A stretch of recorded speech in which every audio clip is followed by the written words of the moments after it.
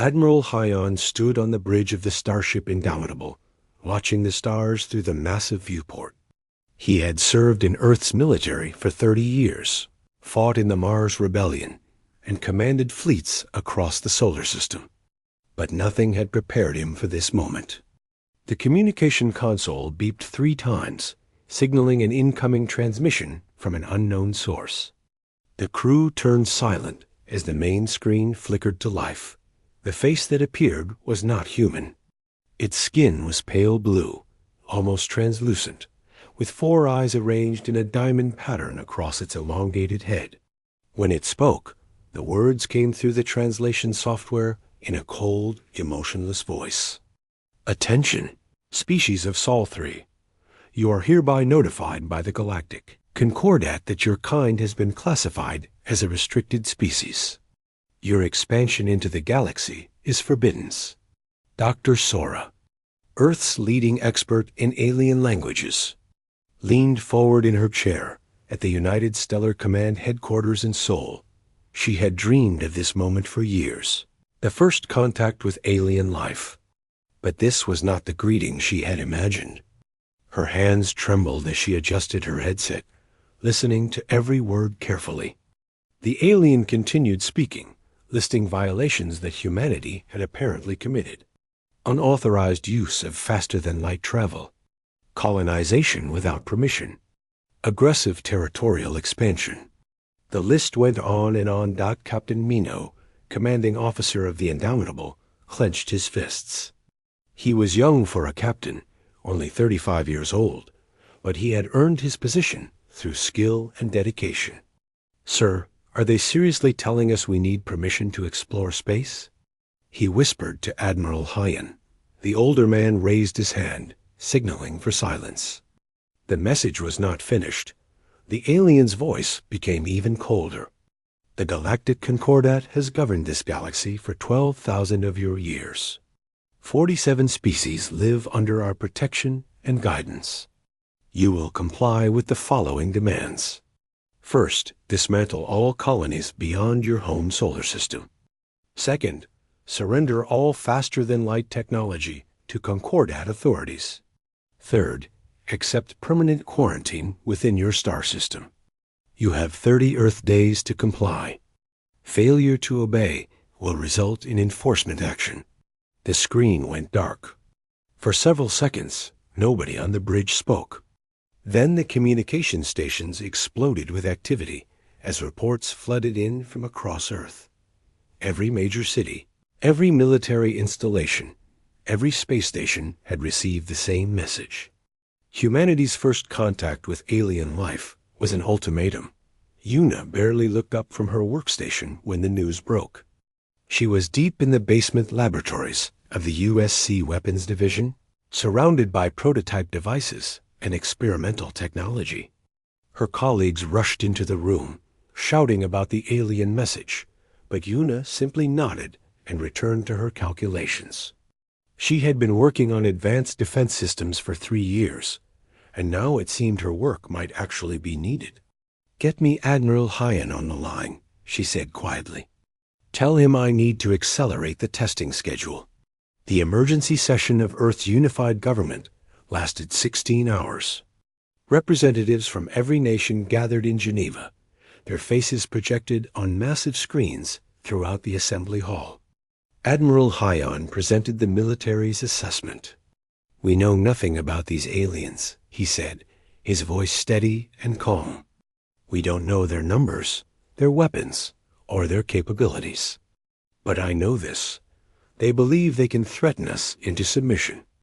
I recommend we begin immediate military preparations." The debates were fierce. Some argued for compliance, saying humanity was not ready for an interstellar war. Others demanded defiance, refusing to surrender their freedom to unknown aliens. Dr. Sora provided what little information she had gathered from analyzing the transmission. "Their language patterns suggest extreme age and confidence," she explained. "They speak like beings who have never been challenged. They don't expect us to refuse." Days passed with no decision.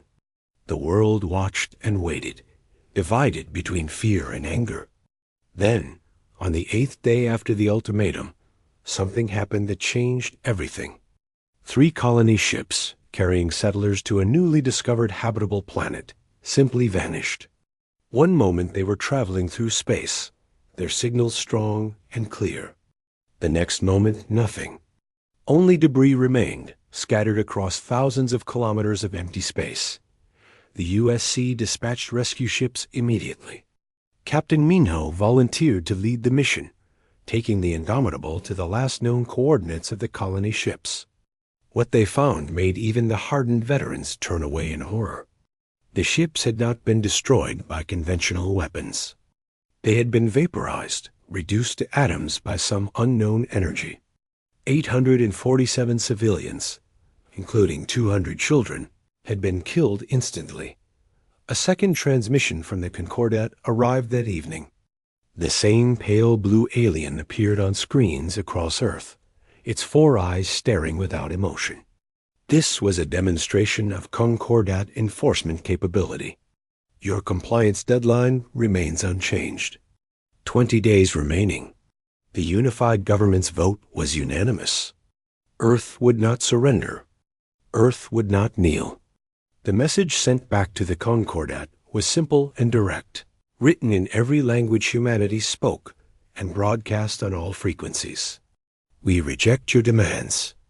We will not abandon our colonies. We will not surrender our technology. We will not accept imprisonment in our own solar system. If you want war, you will have it. Admiral Hyan stood before the assembled military commanders from every nation on Earth. They think we're primitives, he said.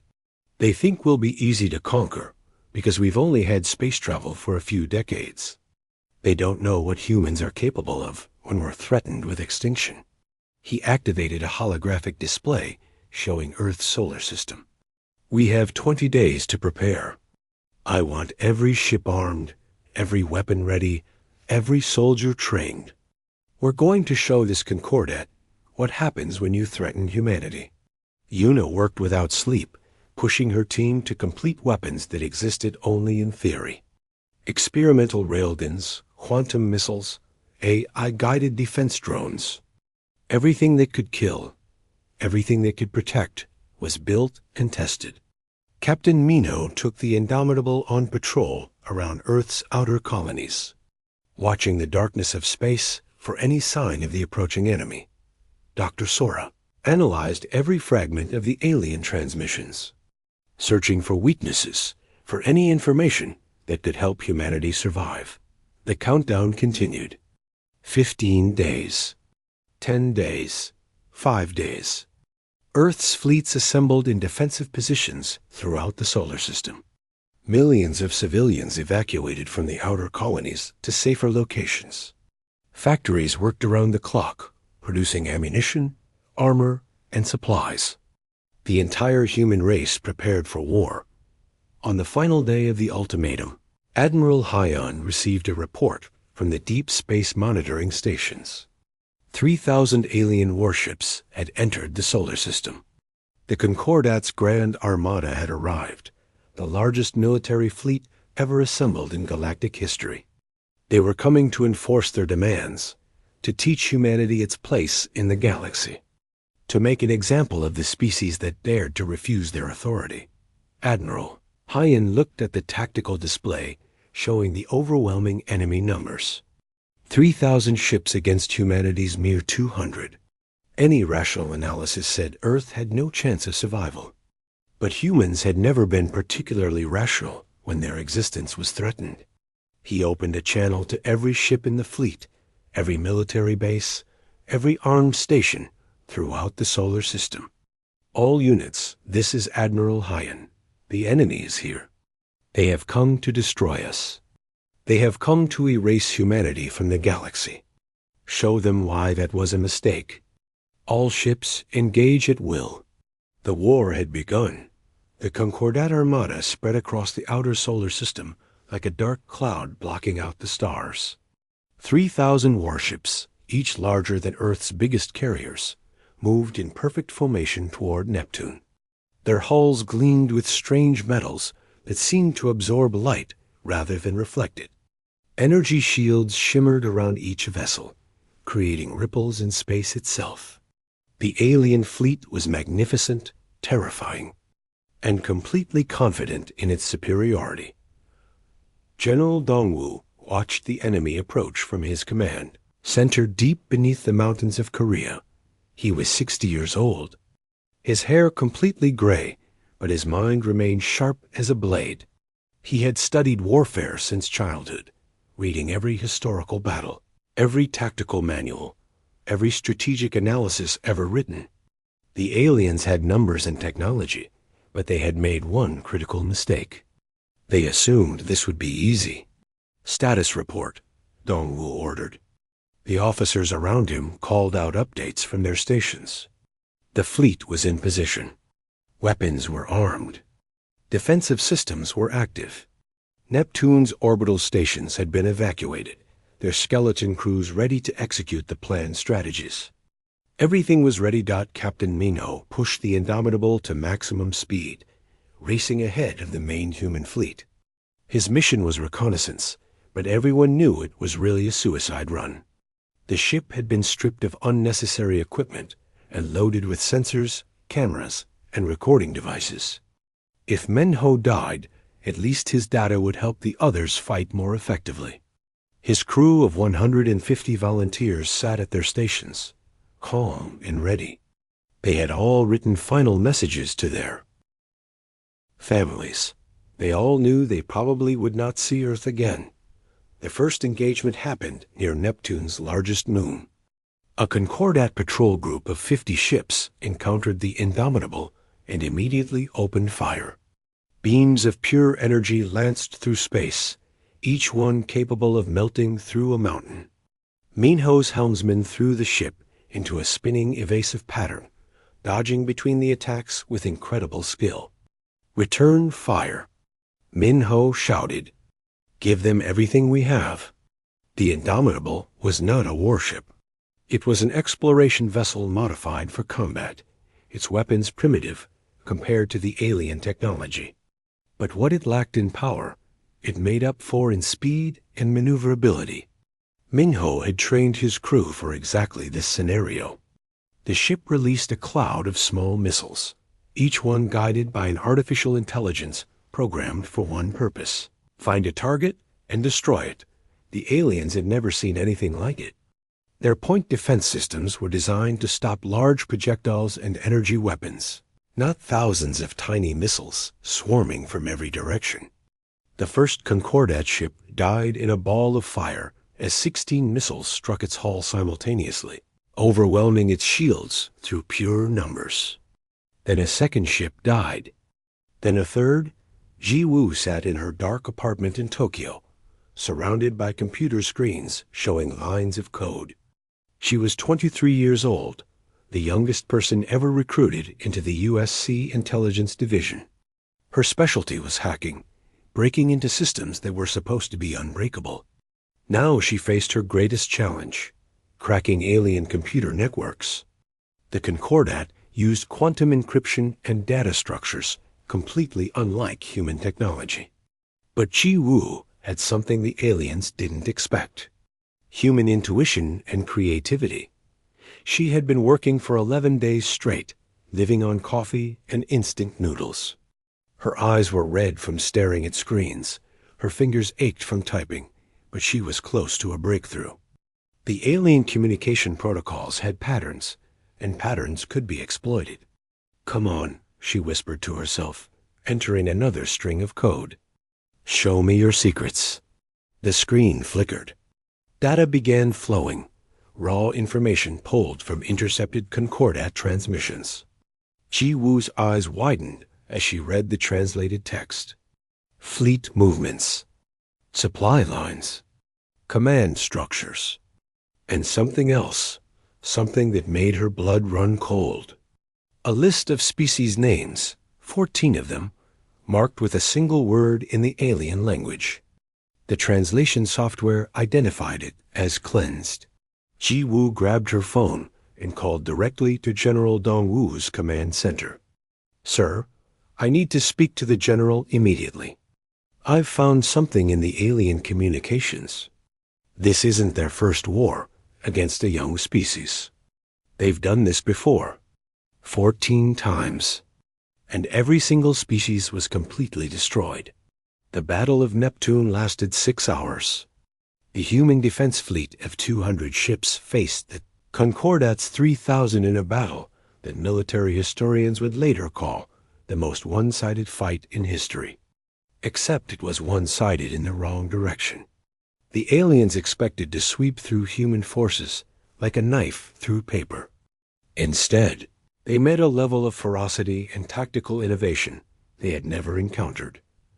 Admiral Hyan commanded from the bridge of the flagship, Defiant, coordinating the fleet's movements with cold precision. He did not use traditional battle formations or conventional tactics. Instead, he implemented what General Dongwu called the swarm doctrine. Human ships never engaged in one-on-one battles. They attacked in groups, releasing clouds of missiles and kinetic projectiles, then retreating before the enemy could respond effectively. The Concordat fleet had superior shields and weapons, but their tactics were outdated. They fought like beings who had not experienced real war in 2,000 years, relying on overwhelming firepower and advanced technology. They lined up their ships in neat formations, fired massive energy weapons, and expected the enemy to break and run.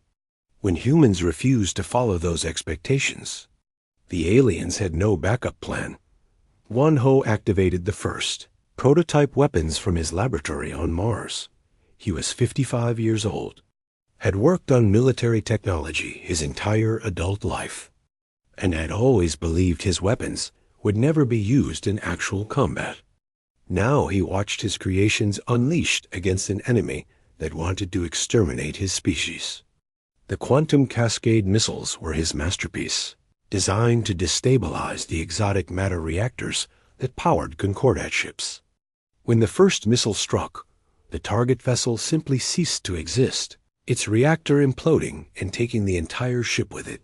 The aliens lost 150 ships in the first 3 hours. Human losses were only 30 vessels. It was impossible. It was unthinkable. The Concordat commanders could not understand what was happening. Their technology was superior in every measurable way, yet they were losing. They sent urgent messages back to their homeworlds, requesting reinforcements and new orders. Dr. Sora worked with the intelligence teams, analyzing every piece of captured data. What Ji Wu had discovered confirmed Sora's worst fears. The Concordat was not simply enforcing rules. They were eliminating potential threats. Any species that showed rapid technological advancement was marked for cleansing. Humanity's crime was not breaking laws. Their crime was being too dangerous, too innovative, too unpredictable. The Concordat had decided long ago that humanity must be destroyed. They're afraid of us, Sora realized. She stood in the strategy room with General Dongwu and Admiral Hyan, explaining what she had learned. Every species they've cleansed had the same characteristic: rapid technological growth. Most species take thousands of years to develop space travel. We did it in a few centuries. They see that as a threat to their control of the galaxy. Dongwu nodded slowly. Then they're absolutely right to be afraid. Because humans are at our most dangerous when someone tries to put us in a cage.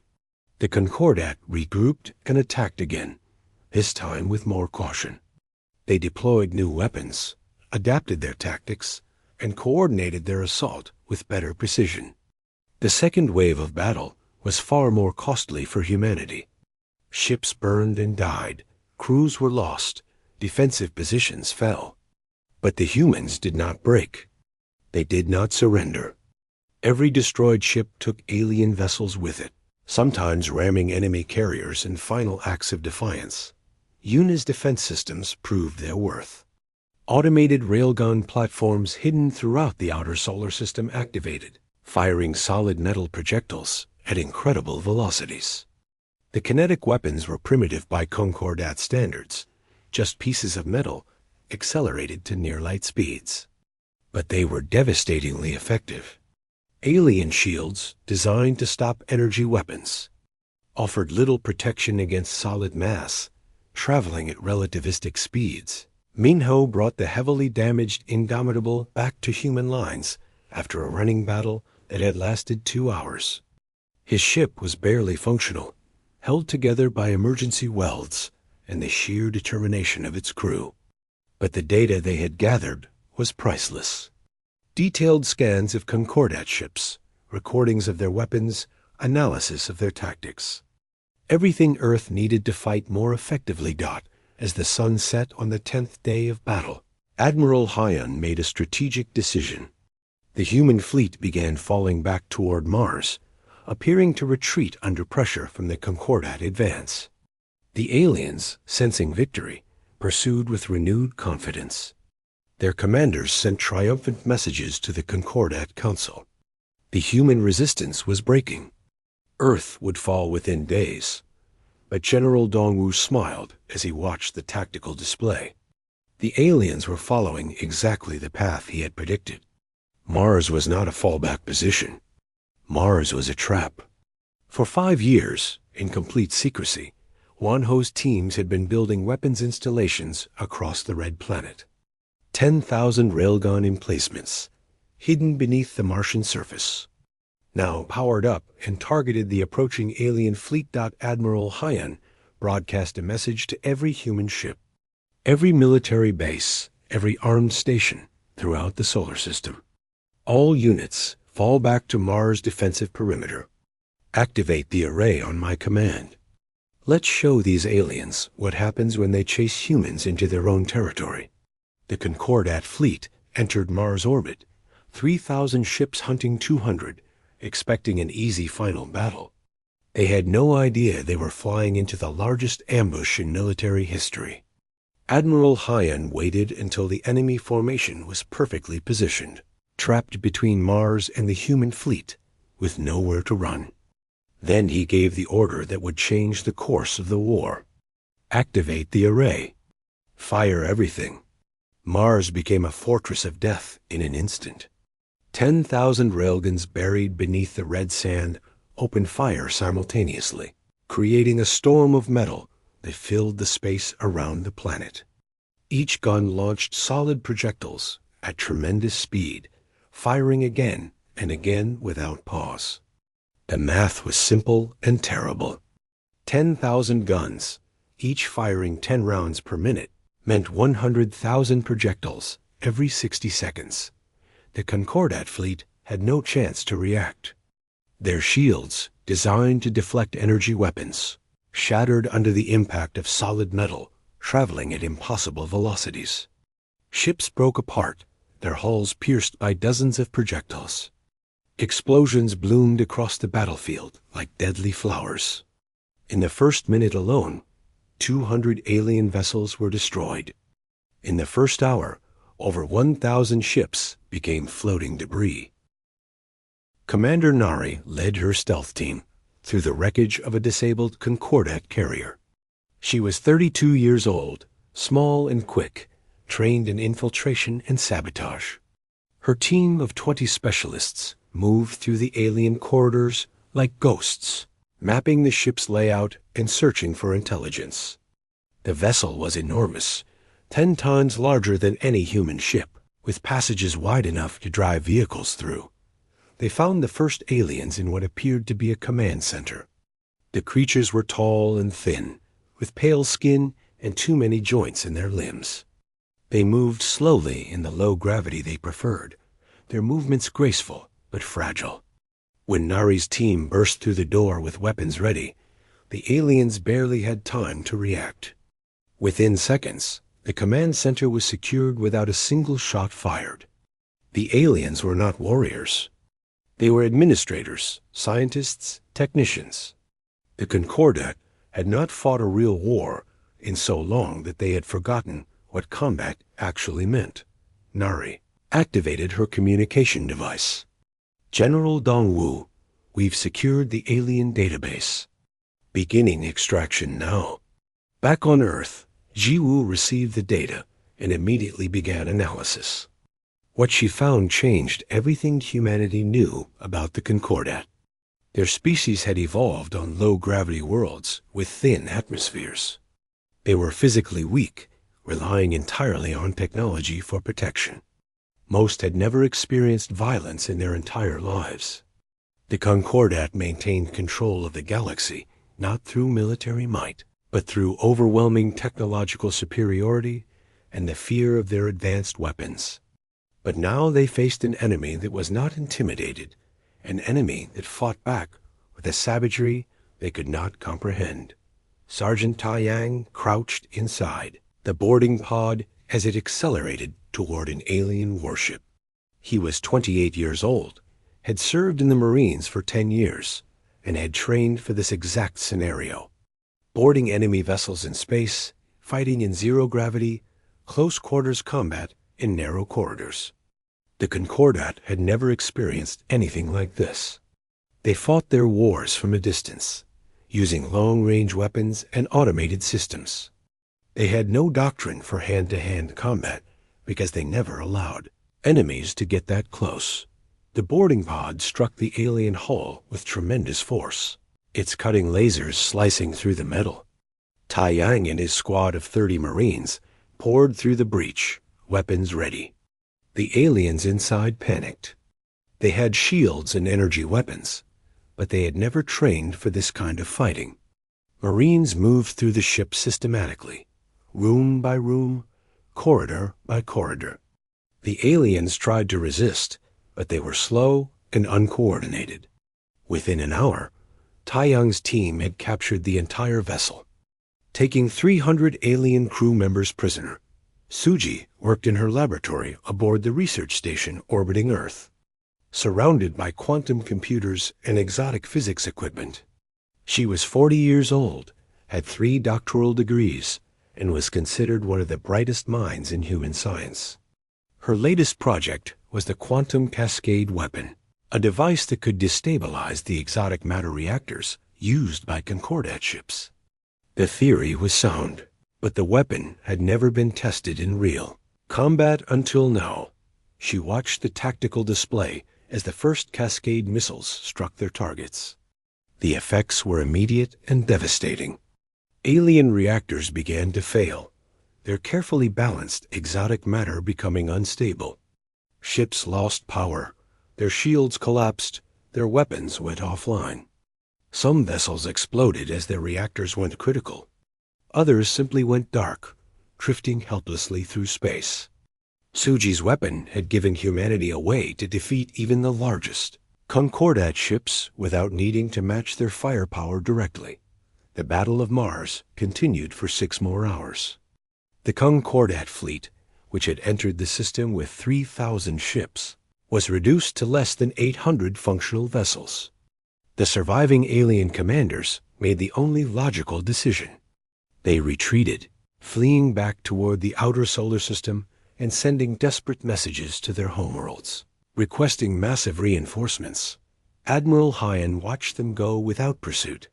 His fleet was exhausted, ammunition was running low, and many ships needed urgent repairs. But they had won. Against impossible odds, humanity had defeated the largest fleet ever assembled in galactic history. The cost had been terrible. 40 ships destroyed, 8,000 crew members killed, and Mars itself had suffered catastrophic damage. 2 million civilians living in the underground colonies had died when alien weapons struck the surface during the battle. Yuna walked through the ruins of one of the Mars settlements, her boots crunching on broken glass and twisted metal. Bodies lay everywhere, covered with emergency blankets by rescue teams. Children, families, workers who had been building a new life on the Red Planet. All dead because aliens from across the galaxy had decided humanity was too dangerous to be allowed to exist. She felt something harden inside her heart, a cold determination that would never fade. This could not happen again. Earth needed better weapons, stronger defenses, the ability to strike back so hard that no enemy would ever dare attack. General Dongwu convened an emergency meeting of military commanders. The victory at Mars had bought time, but it was only the beginning.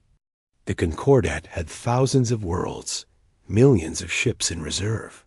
They would return with overwhelming force, determined to finish what they had started.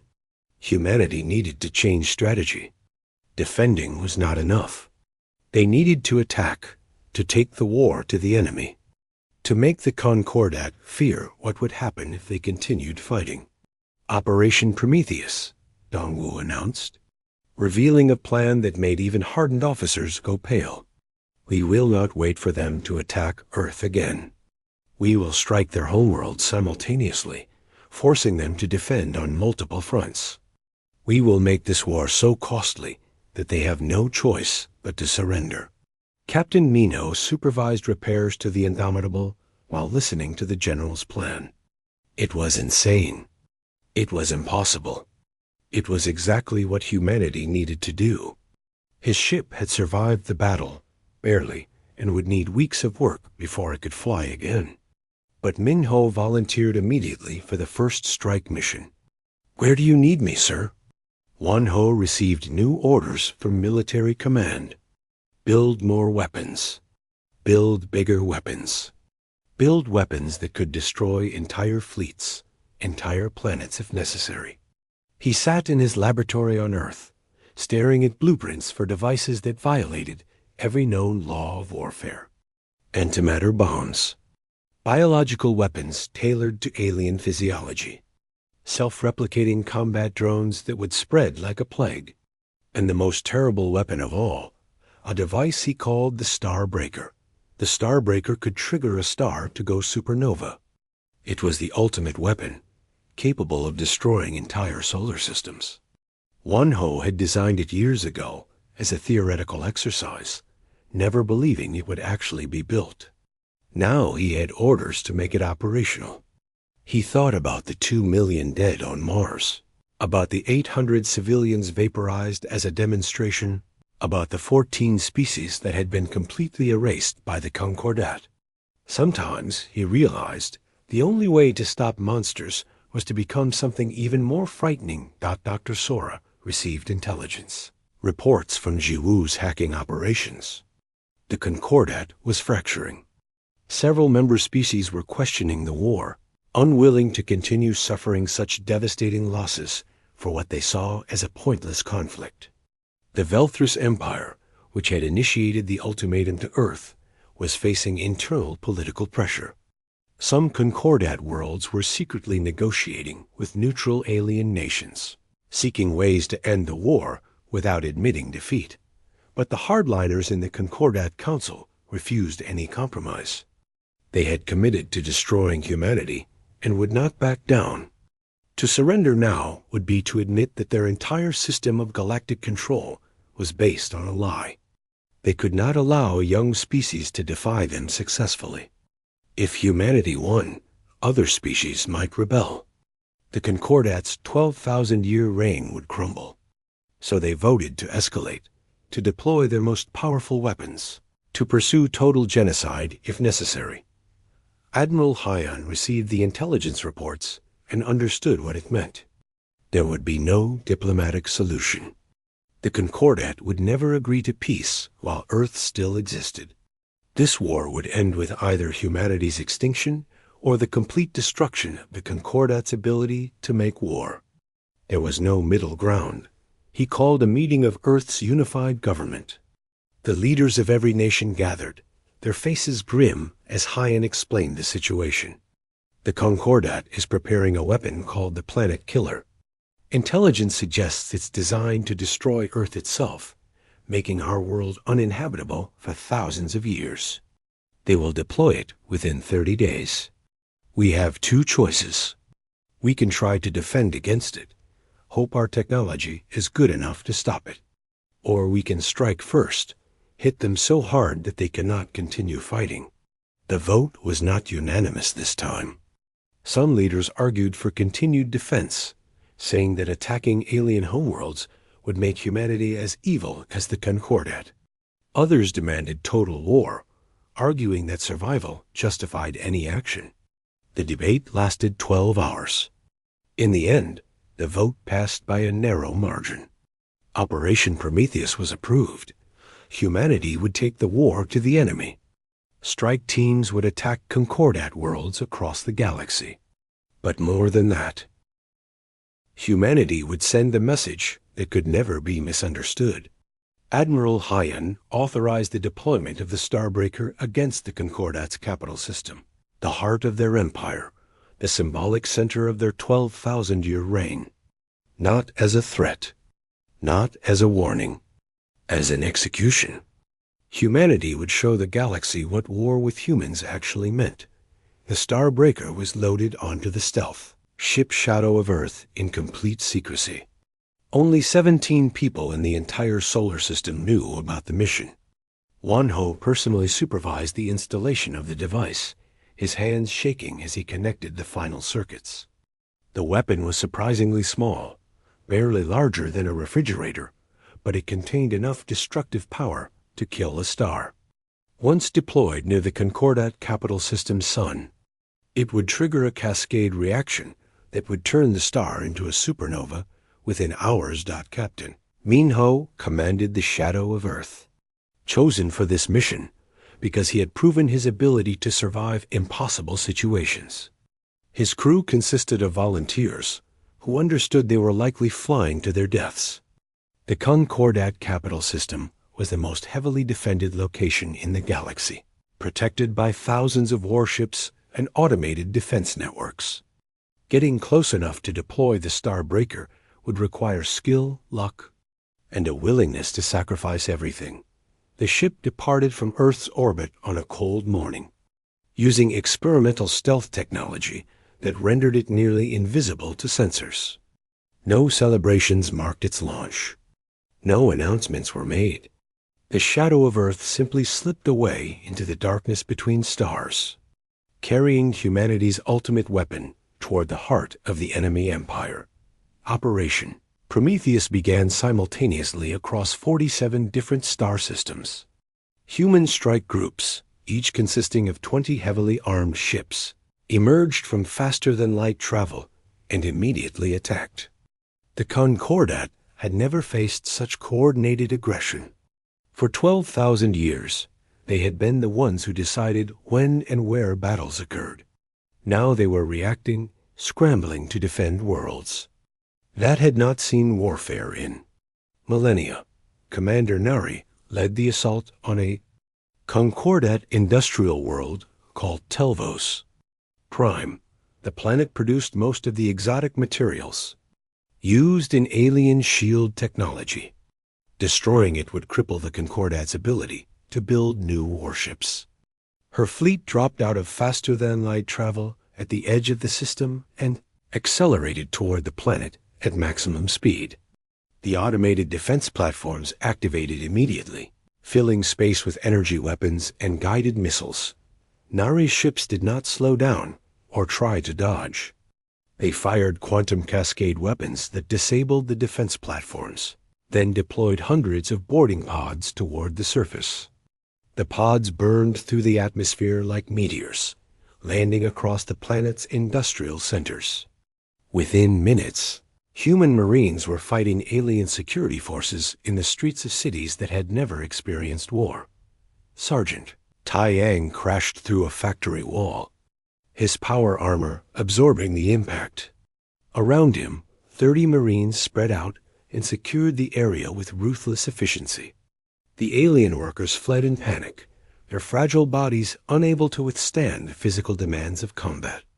Taiyang's team planted explosive charges throughout the facility, setting timers for 30 minutes. They would destroy every factory, every warehouse, every piece of infrastructure that supported the Concordat war machine. The battle for Telvos Prime lasted 8 hours.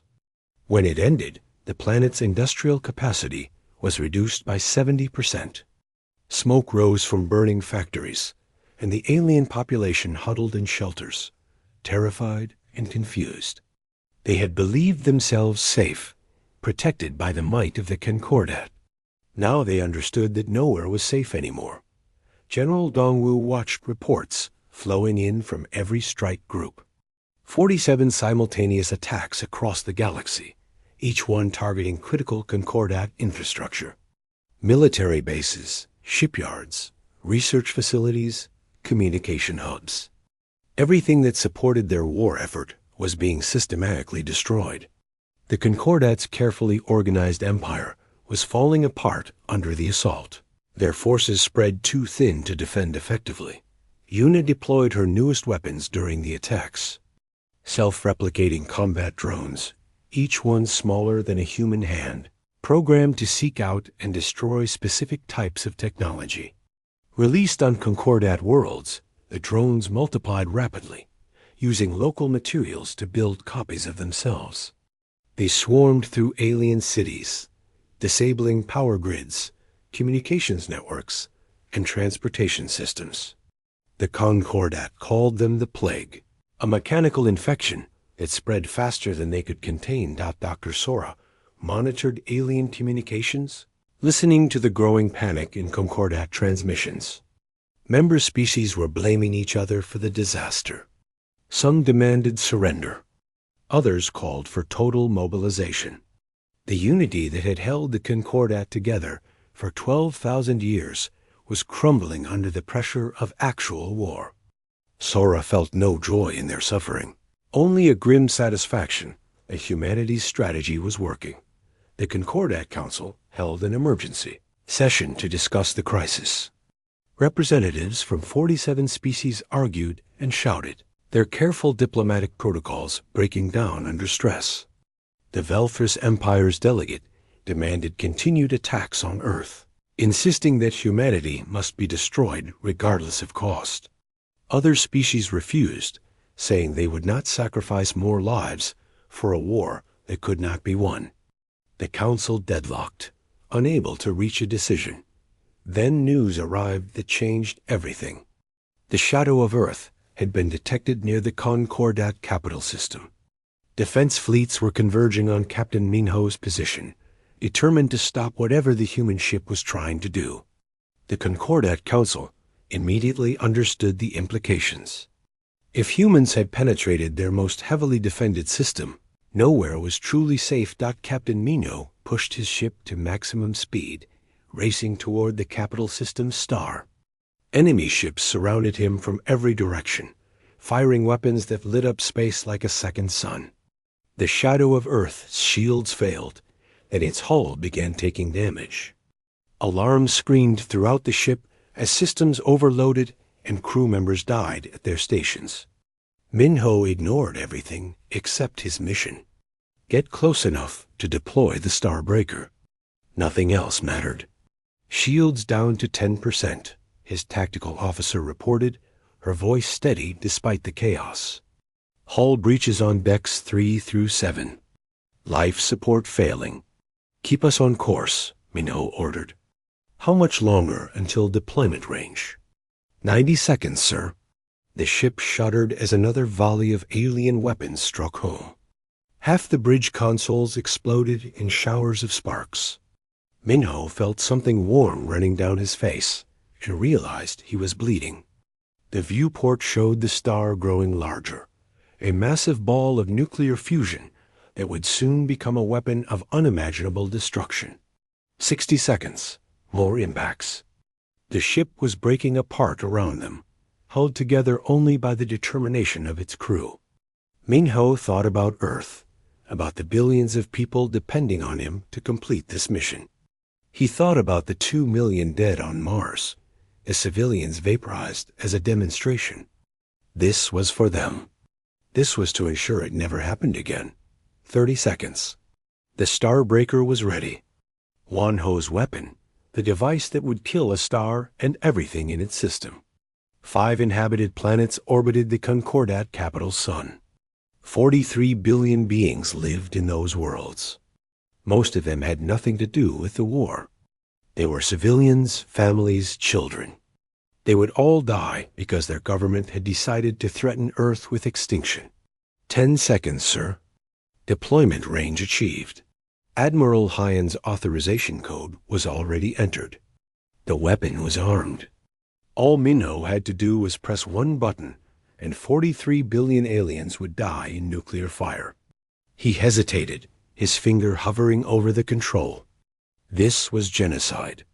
This was the same thing the Concordat had tried to do to humanity, the same evil that had destroyed 14 other species. If he pressed this button, humanity would become exactly what the Concordat had feared. But if he did not press it, Earth would die. The Concordat would deploy their planet killer, would destroy humanity's home world, would erase every trace of human civilization from the galaxy. There was no third option. No diplomatic solution. No compromise. Only survival or extinction. Minho pressed the button. The Starbreaker launched from the shadow of Earth, a small device that accelerated toward the star on a one-way journey. It would reach the solar atmosphere in 3 hours, then activate. The star would go supernova approximately 6 hours after that. 9 hours total for 43 billion beings to realize their deaths were inevitable. The shadow of Earth exploded seconds later, overwhelmed by Concordat weapons fire. Captain Minho and his entire crew died instantly, their sacrifice complete. The last transmission from the ship was a simple message broadcast on all frequencies. Starbreaker deployed. Mission accomplished. Tell Earth we did our duty. The Concordat capital system descended into chaos when they detected the Starbreaker approaching their sun. Every ship in the system converged on the device, trying to destroy it before activation. But Wanho had designed it well. The weapon's shields were impenetrable. Its trajectory could not be altered. It fell into the star like a stone into water, and nothing could stop what came next. Dr. Sora watched the alien communications, listening to the panic and desperation. Concordat ships were evacuating the capital worlds, trying to save as many civilians as possible. But there was not enough time. Not enough ships. They could save perhaps 1% of the population. The rest would die when the star exploded. The Concordat Council sent an emergency transmission directly to Earth. It was not a message of defiance or threats. It was a plea. They begged humanity to stop the Starbreaker, to show mercy, to spare the innocent billions who had nothing to do with the war. They offered complete surrender, total disarmament, reparations beyond measure. Anything, everything, if Earth would just stop the weapon. Admiral Hyan received the transmission and sat in silence for several minutes. Around him, his command staff waited for orders. Finally, he activated the communication channel and spoke directly to the Concordat Council. His voice was cold and hard, without any trace of mercy. You came to our system with 3,000 warships. You vaporized 800 civilians as a demonstration of your power. You demanded we surrender, dismantle our colonies, imprison ourselves in our own solar system. You gave us 30 days to comply or face extinction. We refused. Now you face the consequences of that decision. The Starbreaker cannot be stopped. You have 9 hours. I suggest you use them wisely. The transmission ended. The Concordat Council sat in stunned silence, unable to comprehend what had happened. Humans had actually done it. They had deployed a weapon that would kill billions, had committed genocide on a scale unprecedented in galactic history. The species that the Concordat had, dismissed as primitive and barbaric, had proven themselves the most ruthless warriors the galaxy had ever seen, the star that had illuminated. The Concordat capital system for 12 billion years began to die. Deep within its core, the Starbreaker disrupted the delicate balance of nuclear fusion that kept the massive sphere stable. The reaction started slowly, almost imperceptibly, but built rapidly toward the inevitable conclusion. Within 6 hours, the star would explode with a force equivalent to 10 billion nuclear weapons, detonating simultaneously. Across the 5 inhabited planets, billions of beings watched the sky and waited for death. Evacuation ships launched continuously, packed far beyond safe capacity, desperately trying to save anyone they could. But the math was simple and cruel. 43 billion people, not enough ships, not enough time. Most would die on the worlds where they had been born, vaporized in an instant when the supernova's radiation wave arrived. General Dongwu stood before the holographic display, showing real-time updates from Operation Prometheus. 47 simultaneous attacks across the galaxy, each one achieving its objectives with brutal efficiency. Concordat military bases burned. Industrial worlds fell silent as their factories were destroyed. Communication networks collapsed. The vast empire that had ruled the galaxy for 12,000 years was disintegrating in a matter of days. Commander Nari's strike force moved to their next target, a research facility where the Concordat developed advanced weapons. Her Marines stormed through the complex, securing laboratories and data centers. What they found shocked even hardened soldiers. Biological weapons designed to target human DNA, nanomachines programmed to disassemble human tissue, viral agents that would sterilize Earth's population within a generation. The Concordat had not planned to simply defeat humanity. They had planned to erase every trace of human existence from the universe. Nari recorded everything, documenting the evidence of planned genocide. When this became public, the galaxy would understand why Earth had responded with such fury. The Concordat had started this war with the intention of committing mass murder. Humanity had simply finished what their enemies began. Sergeant Tai Yang and his Marines fought through a Concordat military academy on a world called Kendra 4. The young alien cadets tried to resist, but they had trained for ceremonial duties and theoretical warfare. They had never expected to face actual combat. Tai Yang felt sick as he watched them surrender, their weapons discarded, their hands raised in submission. These were children, barely adults, sent to fight because the Concordat had run out of experienced soldiers. He gathered the surrendered cadets in the Academy's main hall and spoke to them through a translation device. Your leaders started a war they cannot win. They threatened to exterminate my species. Now your capital system is dying, and millions of your people are being killed. This is not what we wanted. This is what your Concordat forced us to do. Remember this. Remember what happens when you threaten humanity with extinction. Yuna's self-replicating drones spread across 12 Concordat worlds, multiplying into trillions of tiny machines that consumed resources and created more copies. The aliens called it the mechanical plague, and they had no defense against it. Traditional weapons were useless against enemies so small and numerous. By the time Concordat scientists developed countermeasures, the drones had already done their damage, leaving industrial civilizations reduced to pre-technological conditions. Dr. Sora monitored the communications traffic between Concordat member species. The alliance was collapsing. 8 species had already announced their withdrawal from the Concordat, declaring themselves neutral in the war with Earth. Others were negotiating secretly with human representatives, offering surrender in exchange for safety. The Velthris Empire, which had initiated the ultimatum to Earth, found itself isolated and blamed for the disaster. The star exploded exactly 6 hours and 14 minutes after the Starbreaker activated.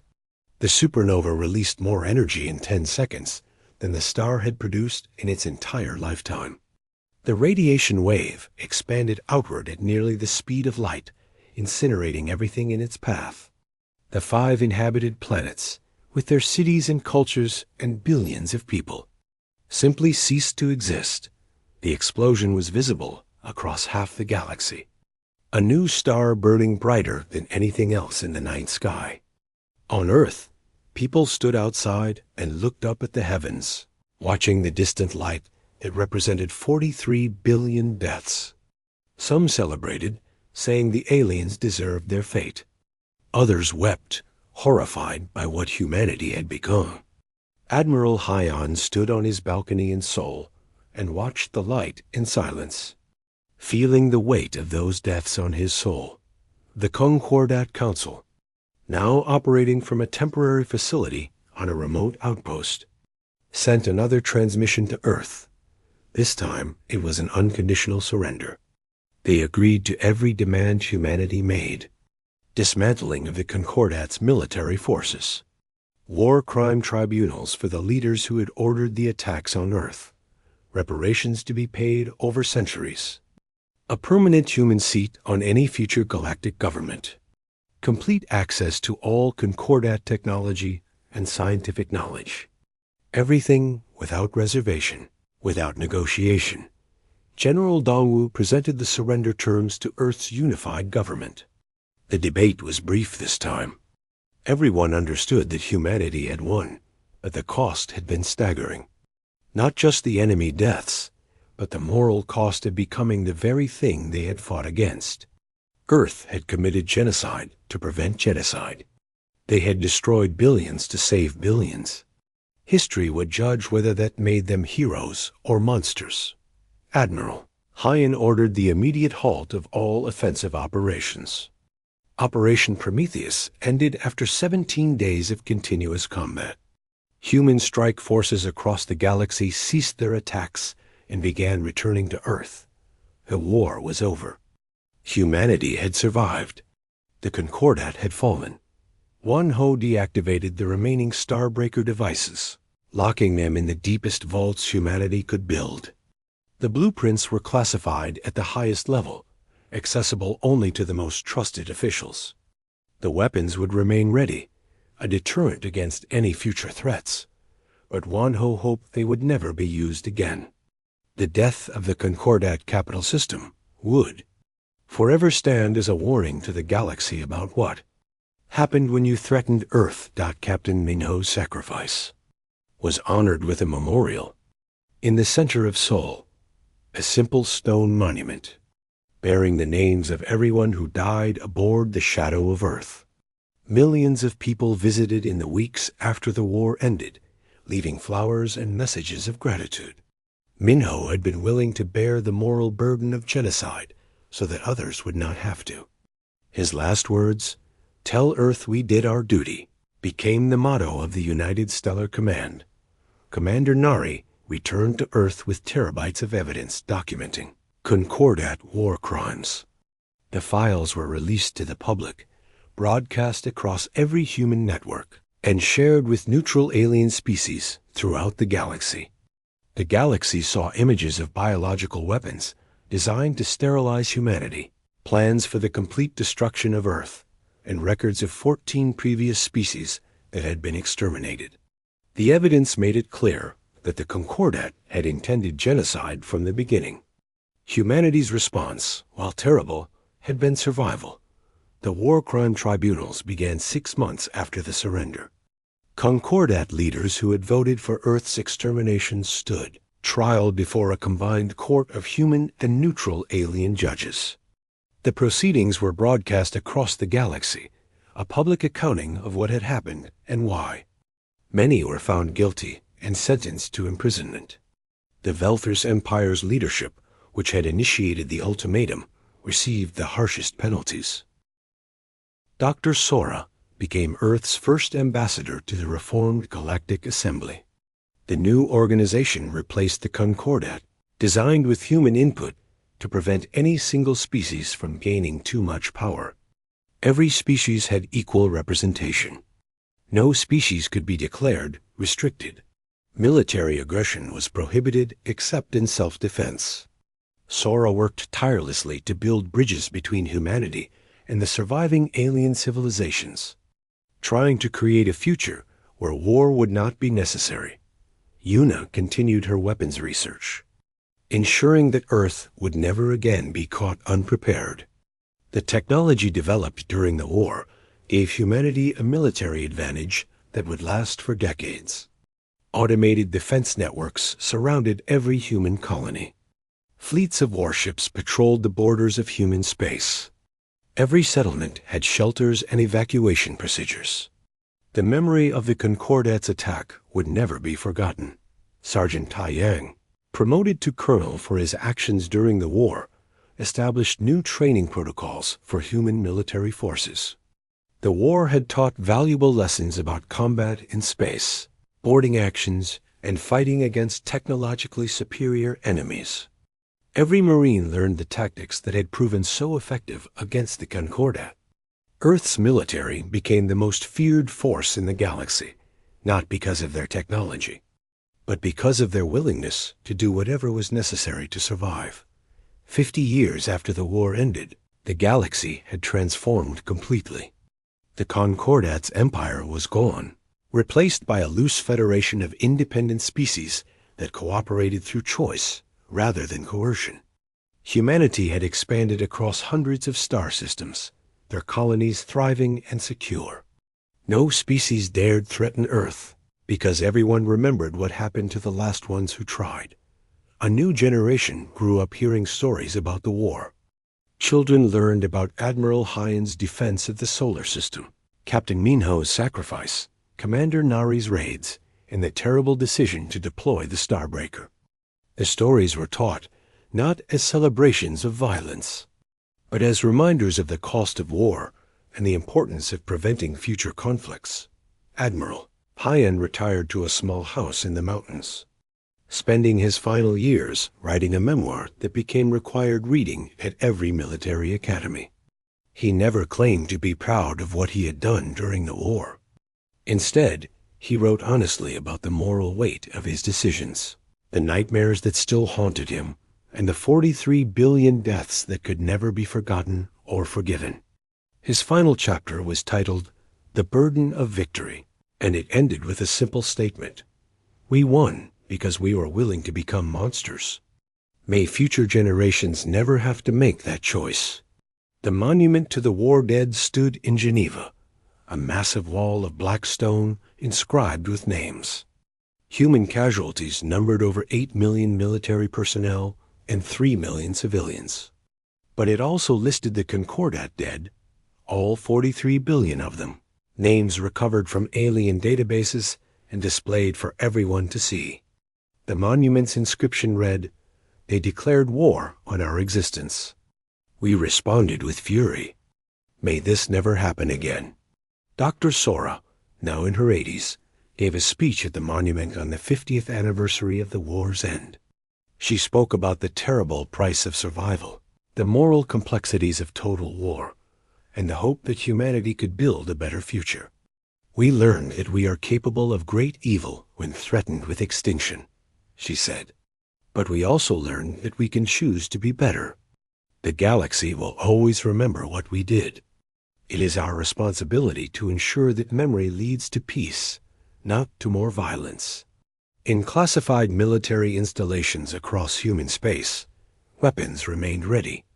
The Starbreaker blueprints were secured but accessible. Fleets maintained constant readiness. Defense networks operated continuously. Because humanity had learned one final terrible lesson from the war. The galaxy would respect them, trade with them, cooperate with them, but only as long as they remembered what humans were capable of when, pushed to the edge of extinction. The war had proven humanity's place in the galaxy, not as victims to be bullied, not as primitives to be controlled, but as equals who demanded respect and would fight to extinction rather than surrender their freedom. The Concordat had declared war on Earth, expecting an easy victory.